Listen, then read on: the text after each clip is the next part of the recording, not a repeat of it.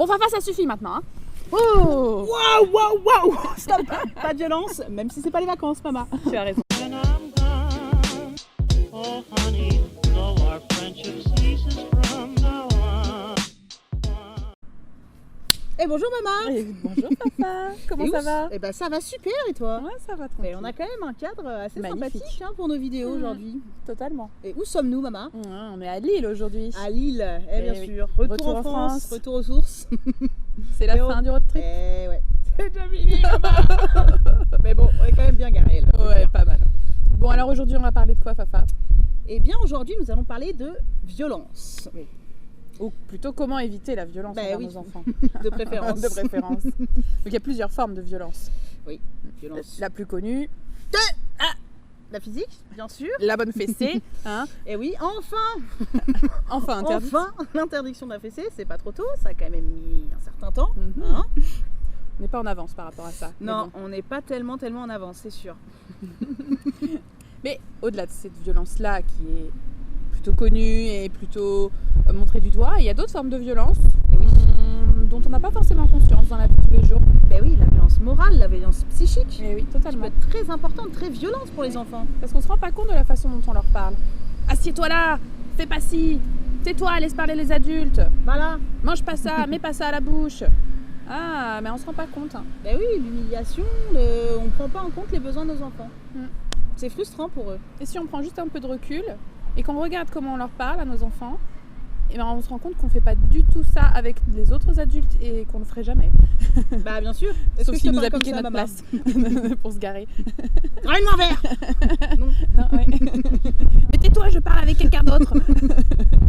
c'est pas pour les petits. Non, vous parlez pas comme ça avec vos proches. Donc pourquoi parler comme ça avec vos enfants? Ben voilà. Hein, Mais c'est tellement notre entré. enfant n'est pas un chien, on va dire va chercher, etc. Non. C'est tellement ancré dans On va notre s'en façon de faire, faire. Va chercher.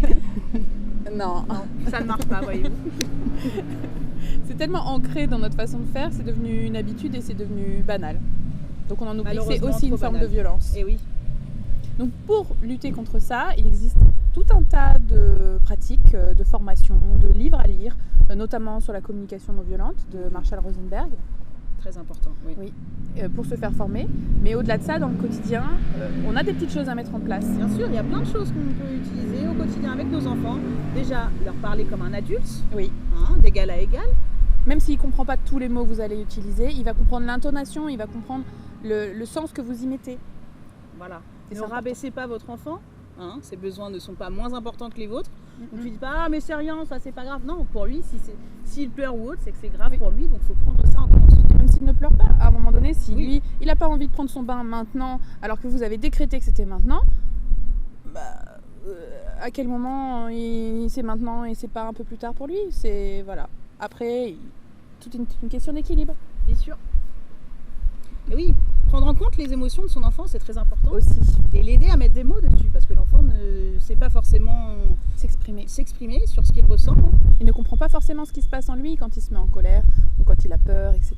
Et il existe de nombreux livres qui abordent ces thématiques d'émotion avec les enfants de façon vraiment très mignonne. Moi j'en ai un comme ça avec mon fils et il adore le lire.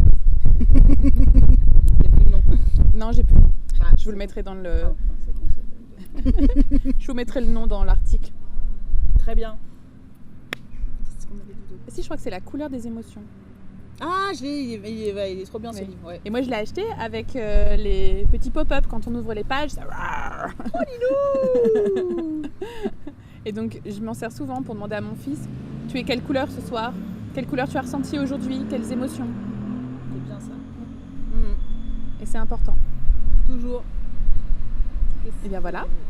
On a tout dit. Donc comme d'habitude, si vous voulez plus de renseignements, on a un article qui est associé à cette vidéo. Là, c'est bas. Mais faut cliquer. Ça sera là un jour. Hein.